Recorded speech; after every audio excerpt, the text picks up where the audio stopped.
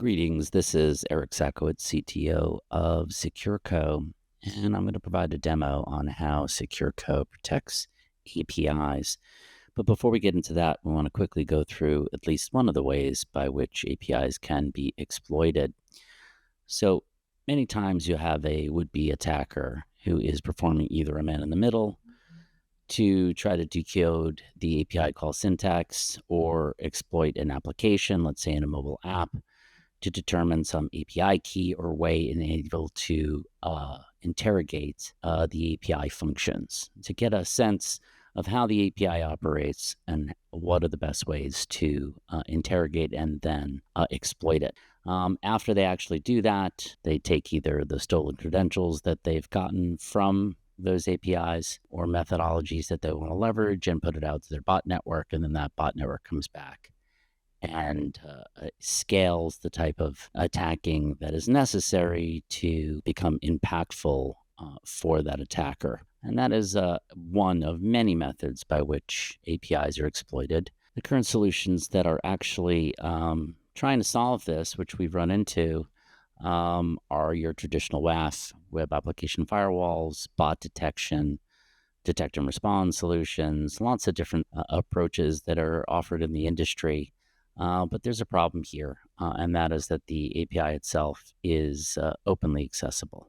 So let me demonstrate to you how SecureCo mitigates those open APIs, and I'm going to do that by playing a little bit of a hacker role and getting the API key and interrogating some functions on an API, and then adding SecureCo to protect. So first thing I'm going to show you here is I am hijacking a basic API key used in a lot of apps. So in this case, it is an application called Pet Store. I'm actually loading the Android variant and APK.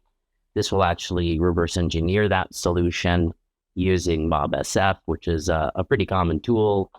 And what I identified for this particular site is that the API key is located inside of the manifest, which is this value right here. And I'm just going to copy that and use that to interrogate the API itself that this app leverages. So I'm going to go to a command prompt here, and I wrote the script. Let's see this in action.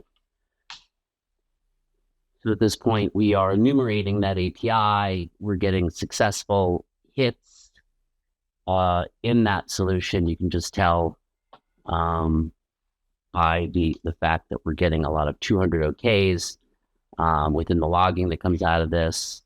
Some things are unknown. I'm able to get some information out by just walking this API. So I've gotten access and I know I can hit it. So this is a great example of what an adversary could do to your API that is exposed. With SecureCo, you can actually deny all access to this API.